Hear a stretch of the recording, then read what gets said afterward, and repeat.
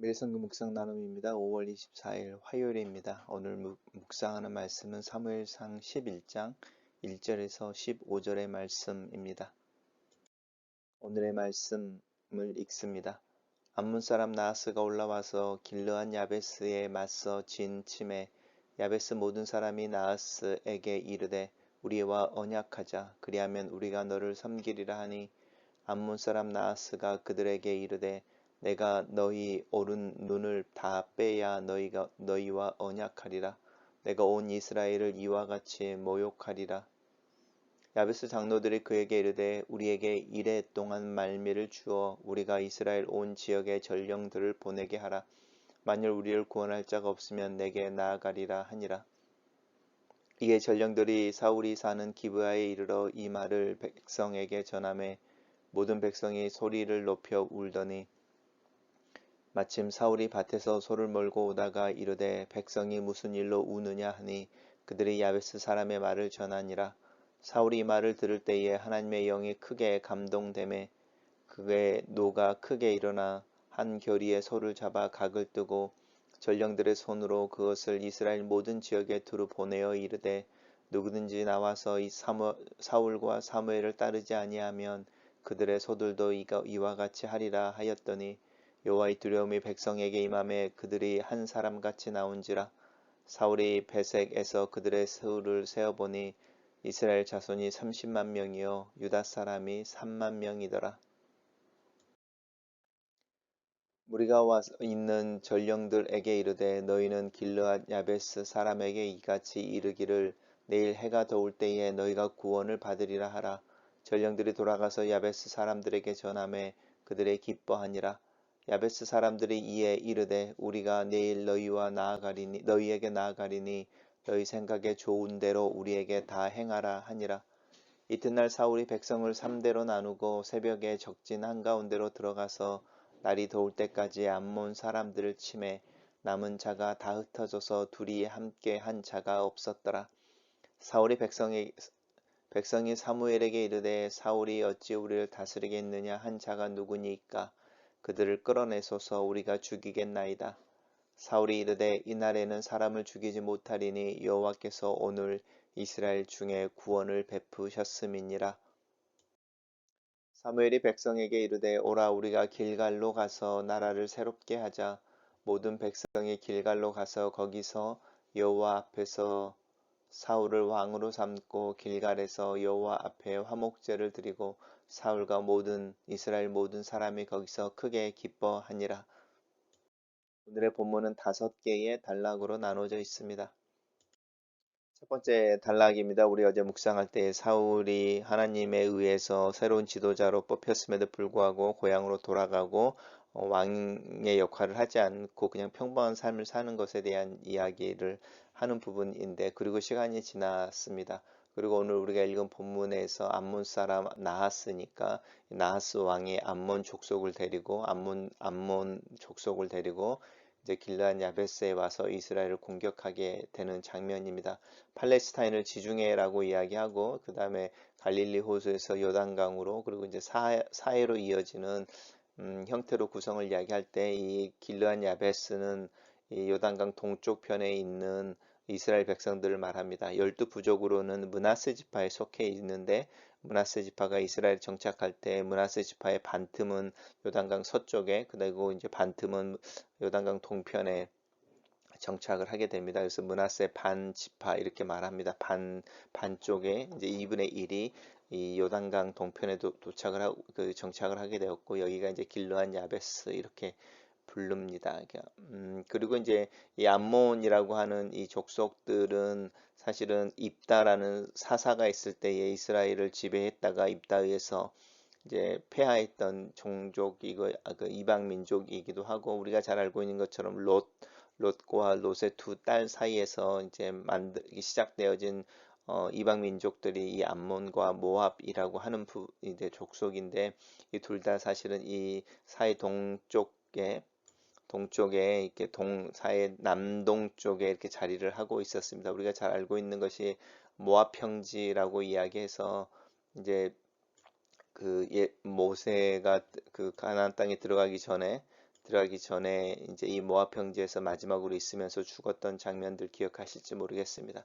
근데 이제 암몬이 여기까지 이렇게 올라와서 길르앗 야베스를 점령하는 것에 대한 이야기를 하고 있는데 이 본문에서 굉장히 흥미로운 것은 자신들을 공격하러 오고 압제하러 온 이 암몬 사람들과 암몬 사람들을 대하여 이 야베스에 있는 모든 사람들이 바로 항복하는 거죠. 우리와 언약하자 이렇게 말하는데 우리가 항복하겠다는 뜻입니다. 우리가 섬기겠다라고 이야기하는 거니까요. 근데 이제 이 나하스가 뭐라고 말하는지 한번 보십시오. 너희가 오른쪽 눈을 다 빼야 내가 너희들과 화친하고 너희들과 언약해서 너희들을 우리의 노예로 삼겠다라고 말하는데 그 의도는 분명하죠. 치욕과 수치, 모욕을 주겠다는 것입니다. 그러고 나서 이제 이 야베스 장로들이 그러면 우리에게 7일 동안 발미를 주면 시간을 주면은 우리를 구원할 자가 있는지 찾아보겠다라고 말할 때 또 그것을 허락합니다. 그만큼 이 나하스와 이 암몬 사람들이 이스라엘을 우습게 보고 있었다라는 뜻이고 야베스 사람들이 그만큼 자포자기의 형태로 있었다라고 이야기하는 그 사울이 왕이 되어질 당시에 이스라엘의 어떤 상황에 대해서 설명하고 있습니다. 단락을 요약해 보겠습니다. 암몬이 길르앗 야베스에 맞서 진을 치고 횡포를 부리자 야베스의 장로들은 이스라엘에게 자신들을 구원할 자가 없으면 7일 후에 항복을 약속한다. 이렇게 정리했습니다. 두 번째입니다. 이제 그 7일의 빌미를 얻은 야베스의 장로들이 이제 전령들을 12지파에게 보내는 거죠. 그 중에 이제 전령들 중에 한 부류가 이제 이 사울이 살고 있는 기브아, 사울의 고향이죠. 기브아에 도착해서 그 이야기를 할 때에 그 이야기를 들은 백성들이 슬퍼합니다. 이렇게 목소리 높여서 울었다라고 하는 것은 길르앗 야베스의 사람들의 어떤 불쌍함이라든지 그런 것에 대해서 이제 애통해 했을 수도 있고요. 또 거기가 이제 무너지면서 점점점 확대되어져서 이스라엘 전역이 이 암몬의 손에 들어가게 될 터인데 이제 그것에 대한 두려움 때문에 울었을 수도 있죠. 기브아라는 곳과 길란 야베스와는 한 70km 정도 떨어져 있는 것으로 지리적으로 이제 그 간격을 이야기할 수 있으니까 그렇게 먼 간격은 아니죠. 먼 거리는 아니라고 할 수 있습니다. 마침이라고 하는 부분입니다. 이제 마침 그때에 사울이 밭에서 소를 몰고 오다가 이제 그 백성들 우는 소리를 들은 거죠. 사울이 이제 왕으로 뽑혔음에도 불구하고 그냥 자신의 일상의 삶을 고향에서 살고 있다가 이제 길르앗 야베스의 상황을 들을 때에 하나님의 영에 크게 감동했다라고 하는 부분입니다. 그리고 그의 노가 크게 일어났다. 하나님의 영에 감동하여 이제 그 노가 크게 일어났다. 그 뭐냐면 이제 하나님의 백성들인데 이방 민족이 하나님의 백성을 압제한다라고 하는 부분에서 이제 화를 내는 것이죠. 그래서 한 결의의 소를 잡았다라고 하는데 한 결의라고 하는 것은 멍에를 매는 소라는 뜻입니다. 멍에는 혼자 매는 것이 아니고 보통 두 마리가 이제 함께 멍에를 매는 것이어서 이 한 결의의 소라고 하는 것은 소 두 마리를 말합니다. 그러니까 어쩌면 사울이 밭에서 소를 몰고 오는 중에 그 소식을 듣고 바로 소를 잡았으니까 이제 사울의 소이겠죠. 소를 잡아서 각을 뜬다라는 것은 이제 껍질을 벗겨낸다는 것이죠. 그리고 껍질을 벗겨내고 그것을 이스라엘 사람들 전역에 보내면서 이제 명령을 하는 거죠. 전쟁을 선포하고 이제 징집을 하는 거죠. 사울과 내 말을 듣지 아니하면 그들의 소이라고 하는 것은 너희들 농사 짓는 것, 또 너희들 일상의 삶이라고 하는 부분에 있어서 이제 옛날 같지 않을 거다. 이제 이런 이야기 하는 부분입니다. 그랬을 때에 여호와의 두려움이 백성들에게 임했다라고 하는 부분도 흥미로운 표현입니다. 하나님께서 이스라엘 사람들에게 이제 사무엘과 사울을 따르라라고 하는 사울의 명령에 이제 어떤 권위를 실어줬다라는 것이죠. 그래서 그들이 한 사람 같이 나올 때에 이스라엘 자손이 30만 명이었고 유다 사람만 3만 명이었다. 이렇게 이야기합니다. 단락을 요약해 보겠습니다. 사울이 밭에서 소를 몰고 오다가 길르앗 야베스의 상황을 듣고 하나님의 영에 크게 감동되어 화를 내며 이스라엘의 동참을 명령한다. 이렇게 요약했습니다. 세 번째 단락에서는 이제 그리고 나서 이제 그 사울이 길르앗 야베스에 있는 사람들에게 전령을 보내는 거죠. 다시 돌려보내며 내일 해가 더울 때에 라고 하는 부분이니까 정오쯤에, 정오가 되기 전에 아니면 정오쯤에 너희가 구원을 얻을 것이다. 이제 전쟁에서 이김에 대해서 이야기를 하고 있는 것이죠. 너희가 구원을 받으리라고 말하는 부분 속에 사울 안에 굉장한 확신, 또 어떤 이렇게 그 강력한 단언하는 어떤 그 펌하게 있는 어떤 하나님을 향한 태도에 대한 이야기를 하고 있죠. 그랬을 때 야베스 사람들이 우리도 그때 나가고 너희들이 좋은 대로 하면 우리가 다 그대로 행하겠다라고 말하는 부분입니다. 그리고 그 다음날 사울이 이제 모여있던 30만 명을 3대로 나누고 새벽에 기습을 하는 거죠. 그리고 그날에 더울 때까지이니까 이제 정오가라고 이야기하는 정오 때까지 암몬 사람들을 쳐서 승리했다라고 하는 부분입니다. 단락을 요약해 보겠습니다. 사울의 명령에 모인 30만 명의 이스라엘은 암몬과 싸우고 암몬은 패하여 흩어진다. 이렇게 요약했습니다. 네 번째 단락에서는 이제 그 암몬을 몰아내는 이제 극적인 승리를 한 이제 이 사울을 이제 왕으로 세우고 그 이제 승리에 도취하는 사람들이 있는 것이죠.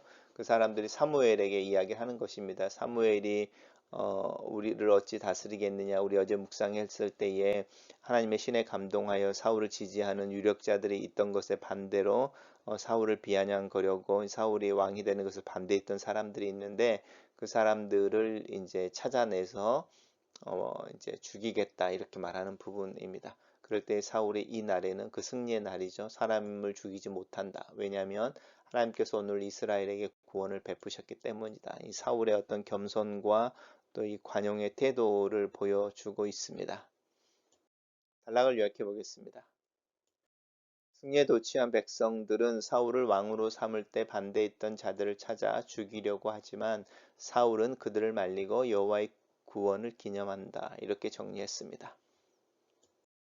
사무엘이 나오는데 이제 사무엘이 이 암몬과의 전쟁에 사울 옆에 있었을 것을 우리 상상해 볼 수 있습니다. 왜냐하면 사울이 그 이스라엘을 전쟁으로 징병할 때에도 사울과 사무엘을 따르는 것에 대한 이야기를 했었고, 우리 방금 앞에 단락에서도 사무엘에 대한 이야기를 하고 있으면 이제 사무엘이 사울과 함께 있었겠죠. 있다가 백성들에게 이야기합니다. 우리가 길갈로 가자.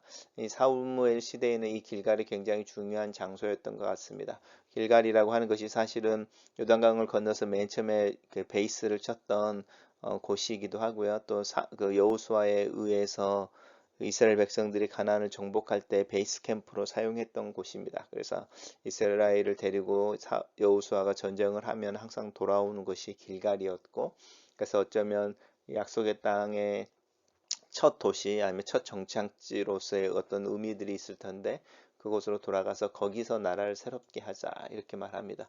나라를 새롭게 하자라고 하는 것은 이제 새로운 시스템으로 나아가는 것이죠. 사무엘이 이미 왕정 국가에 대한 또 왕정이라고 하는 어떤 제도에 대해서 이미 책으로 기록해 놓고 어떻게 해야 되는지에 대한 규례를 만들었던 것처럼 그것을 따라서 이제 나라를 새롭게 하자라고 말하고 모든 백성들이 길갈로 가서 여호와 앞에서 이제 사울을 왕으로 삼았습니다. 이제 사울이 정식으로 이스라엘의 왕으로 이렇게 즉위하고 있습니다. 그리고 나서 여호와 앞에서 제사를 드리고 이 사무엘과 또 사울과 이스라엘 모든 사람들이 거기서 크게 기뻐했다라고 하는 사울의 즉위식에 대한 이야기입니다. 단락을 요약해 보겠습니다. 사무엘이 백성들을 초대하여 길갈에서 다시 사울을 왕으로 삼고 화목제를 드리고 사울과 모든 이스라엘이 크게 기뻐한다. 이렇게 요약했습니다. 첫 번째 묵상 나눔입니다. 자신들을 공격하고 압제하기 위해 올라온 암몬 사람들을 향해 야베스 사람들의 첫 대응은 화친을 청하는 것이었다. 오른쪽 눈을 다 빼야 화친하겠다는 암몬의 만용과 폭정은 도저히 타협할 수 없는 것이 아닌가. 왜 싸움 한번 하지 않고 바로 굴욕적인 평화를 이야기하는 것일까? 하나님의 백성들에게 굴복을 요구하고 굴욕을 가져오는 세력이나 힘에 대해 반항할 수 있어야 하는 것은 아닐까? 나는 하나님을 부정하는 이 시대의 세속적인 권력이나 시대 정신을 향해 저항하고 몸부림치며 기도하고 하나님의 도우심을 구하며 따라 살고 있는지 나를 점검해 본다. 싸움에는 혼자 싸우는 영역도 있고 함께 싸워야 하는 영역도 있다. 나는 이 두 영역에서 치열한 믿음의 싸움을 싸우고 있는지. 두 번째 묵상 나눔입니다. 사울은 야베스의 상황을 듣고 화를 낸다. 이 화를 내는 것이 하나님의 영에 감동한 결과라고 성경은 말한다. 비느하스의 모습도 연상이 된다. 예수님께서도 성전을 청소하실 때에 화를 내셨다. 하나님을 향한 열정이 나를 삼키는 상황에 대해 생각해 본다. 지도자로 세움을 받았지만 머뭇거리고 밭에서 일하며 소를 몰고 돌아오던 사울이 각성을 하게 되는 장면이다. 밭을 갈고 돌아오던 소를 잡아 각을 뜨고 그 소를 각 지파로 보내며 전쟁에 참여할 것을 명령한다. 비로소 왕의 모습으로 서는 사울을 본다. 해야 하는 일이 있을 때 그 일을 회피하지 않고 해야 한다. 세 번째 묵상 나눔입니다. 사울은 자신들을 구원해 줄 사람을 찾던 야베스 사람들에게 구원을 약속한다. 개인의 확신에서 나오는 만용이 아니다. 하나님께서 도우실 것에 대한 확신의 표현이다. 하나님의 영으로 새롭게 된 마음이 이제 사울 안에서 작동하기 시작한다. 사울은 전쟁에 돌입할 때 군대를 3대로 나누어 새벽에 기습하는 전술을 사용한다. 순종할 때에 용기가 주어진다. 순종할 때에 지혜가 주어진다. 순종할 때에 승리가 주어진다. 말씀을 따라 사는 삶에 대해 다시 한번 생각하고 결단하는 아침이다. 네 번째 묵상 나눔입니다. 승리에 도취되어 교만해진 백성들이 있다. 사울이 왕으로 뽑혔을 때 빈정거렸던 이들을 징계하려고 한다. 이것은 사울을 자신들의 왕으로 인정하는 것을 넘어서 그 왕권의 비호 아래서 자신들의 세력을, 자신의 힘을 세우려는 의도이다. 사울은 승리의 원동력이 자신의 능력이 아니라 하나님임을 분명히 한다. 겸손한 인정은 사울의 성격을 보여준다. 이 관용과 겸손이 사울에게서 사라지는 것을 알고 있다. 겸손과 관용은 주님의 주권을 인정할 때에만 갖게 되는 덕목이 아닐까 싶다. 나는 이 겸손과 관용의 태도로 하나님과 사람들 앞에 서고 있는지. 마지막 묵상 나눔입니다. 하나님이 주시는 마음으로 자기에게 주어진 역할에 충실하면서도 겸손과 관용의 태도를 가진 사울은 이제서야 왕으로 즉위식을 갖는다. 모든 백성들이 사울을 왕으로 인정한다. 권위라는 것은 스스로 주장하는 것이 아니라 세워지는 것이다. 하나님의 말씀에 순종할 때에 나를 통해 그 하나님의 능력이 나타나게 된다. 그리고 그 하나님의 능력이 나를 세운다. 스스로 높아지려고 노력하는 것이 아니라 하나님의 말씀에 순종하려는 노력이 더 필요하다. 글로 쓰는 기도입니다. 하나님의 자녀로 용기를 가지고 이 세상 앞에 당당하게 설 수 있기를 기도합니다. 내 힘과 능력이 아니라 하나님의 약속과 성령의 임재에 근거한 당당함을 주장합니다. 내 존재를 긍정하시고 나를 통해 일하시는 하나님에 대한 신뢰와 믿음 위에서 당당하기를 기도합니다. 하나님께 순종하기 위해 쓰고 씨름하는 하루가 되도록 도와주시옵소서. 그리고 이 하루의 삶이 내 삶의 힘이 되고 또 권위의 이유가 되어지기를 예수님의 이름으로 기도합니다. 아멘.